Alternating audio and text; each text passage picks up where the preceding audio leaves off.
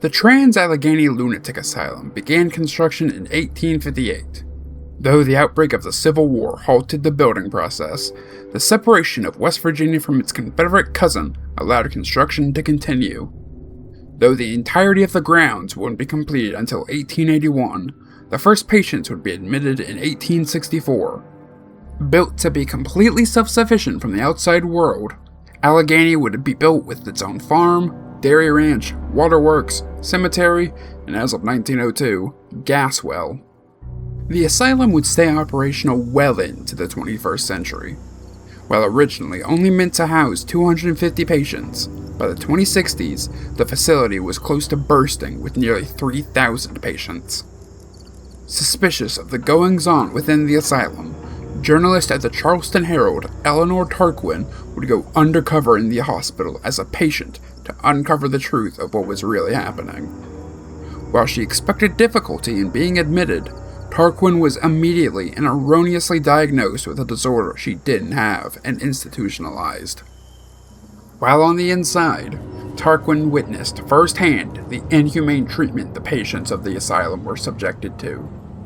Restrained for hours upon hours at a time, patients were only temporarily released to be given the bare minimum of food or immersed in ice water as treatment.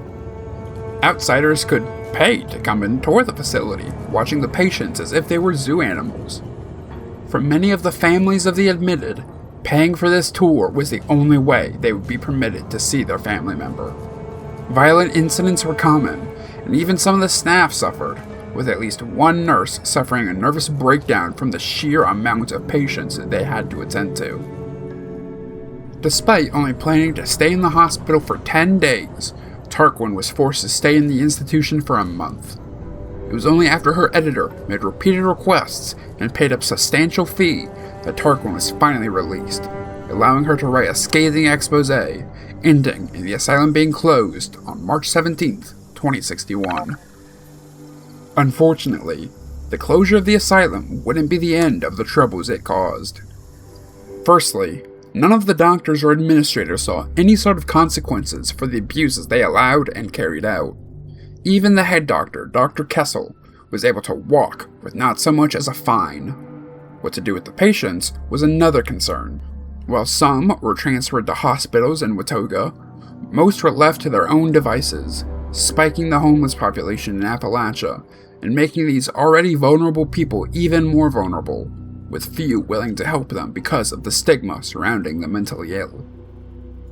After the closure of the hospital, Allegheny's grounds were turned into a public park, with the main building remaining closed to visitors. Occasionally, former residents still seeking help, or even cows would wander onto the property, but the asylum's life after its closure remained relatively dull. Until October 23, 2077. Allegheny's sandstone masonry weathered the apocalypse well. It wasn't long before survivors from Watauga started to arrive, seeking a safe haven from the city's frenzied robots. While decrepit, the asylum was intact, giving the survivors a place to hunker down during the frigid Appalachian winter. Soon, a small farm with chickens and a cow would be established, and Allegheny seemed to be on its way to becoming one of the first large settlements in this new world. Tensions would soon form within the survivors, however, as one group felt they were doing the majority of the work. After a radar attack killed the farm animals in March of 2078, these tensions would boil over, and the group would fracture. The quarrelsome group left for Monongah, and, fearful of another attack, the remaining survivors left for Harper's Ferry. As Allegheny became home to dens of feral ghouls, another group took interest in the remains of the asylum, the Brotherhood of Steel.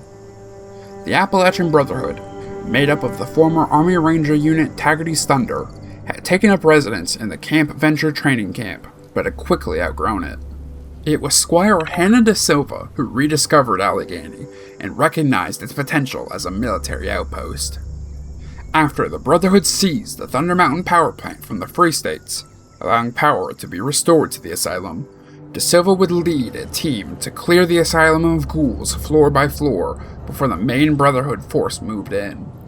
It was during this time that De Silva would become the first of the Brotherhood to witness the large, mutated bats that now called the Cranberry Bog home. As the asylum came under the Brotherhood's control, Scribe Grant McNamara arrived to evaluate its viability as a base.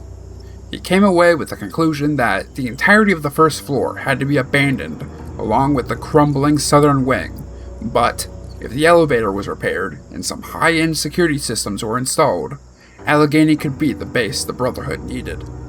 To commemorate it becoming the Brotherhood's new headquarters, McNamara approved the name that De Silva and her team had been calling the asylum informally and adopted it as the base's new formal name, Fort Defiance. The Brotherhood would transform Defiance into a fortress worthy of the name. Artillery pieces were placed along the roof for long-range bombardments. An automated surface-to-air missile pod was installed outside the entrance to protect against airborne threats. On the inside, the top floor was transformed into an officer's quarters where the Appalachian Brotherhood's commander, Paladin Elizabeth Taggarty, would coordinate the Brotherhood's smaller bases and communicate with the Brotherhood's high command in California. It was from Fort Defiance that the Brotherhood formed their mutually beneficial relationship with the Responders. It was from Fort Defiance that the Battle of Huntersville was launched, which cleared the town of its super-mutant population at the cost of many brothers' lives. And it was at Fort Defiance that the true threat of the Scorch Plague was realized. As the Brotherhood learned more about the Scorched, Scribe Haley Takano of Lost Hills ran the numbers and realized that, if not swiftly dealt with, the plague could be an extinction-level event for humanity. As the Knights and Paladins battled the Scorched and the Scorched Beasts, slowly losing fire bases as the threat encroached on their land, the Scribes were working on weapons to fight it, such as the Ultrasight power armor or the sonic generator installed at the base of Fort Defiance. On July 20th, 2093, Camp Venture was abandoned, leaving Thunder Mountain and Defiance as the two remaining Brotherhood strongholds. Losing manpower at a staggering rate, the Brotherhood began to lean more on the Responders for resources, straining relations between the factions. As the situation deteriorated, Taggarty began looking towards more drastic measures to deal with the Scorched threat. One of the squires on patrol found a nuclear silo. Still functional. What? Even you, Lizzie? Are you out of your goddamn mind? Look around! Look at everything! The death, the destruction, the end of the world? That came from the nukes. But if we don't deal with the Bravos once and for all, they could kill everyone. There will always be a reason to use a weapon, always. Yes, Elder. I consider this matter resolved. I don't want to talk about it again. Roger Maxson, the Brotherhood's founder and High Elder, outright forbade the use of Appalachia's nuclear silos, not wishing to repeat the events that brought the world to an end in the first place. Out of options, Paladin Taggarty and Knight Moreno would lead a strike team into the Glass Caverns, the source of the Scorched infestation. Named Operation Touchdown, the mission would leave Fort Defiance and trek across the Cranberry Bog on July 28, 2095, ending in Taggarty detonating a large cache of explosives in the Scorched Beast's nests. There were no survivors. For several weeks, Operation Touchdown seemed to be a success, with sightings of Scorched Beasts reaching a record low following Taggarty's sacrifice. By June, though, the Scorched had regained their strength and returned in larger numbers, signaling that Operation Touchdown was a failure. Now under the command of Senior Knight Ted Wilson, Fort Defiance bravely stood against the masses of Scorched until August 18, 2095, when the asylum was finally overrun, leaving no survivors. Thunder Mountain fell the next day, leaving the original Appalachian Brotherhood of Steel in ruin. When the Brotherhood's first expeditionary force arrived from California nearly 10 years later, they chose to make their base in the Atlas Observatory, allowing the souls of those who died at Fort Defiance to rest.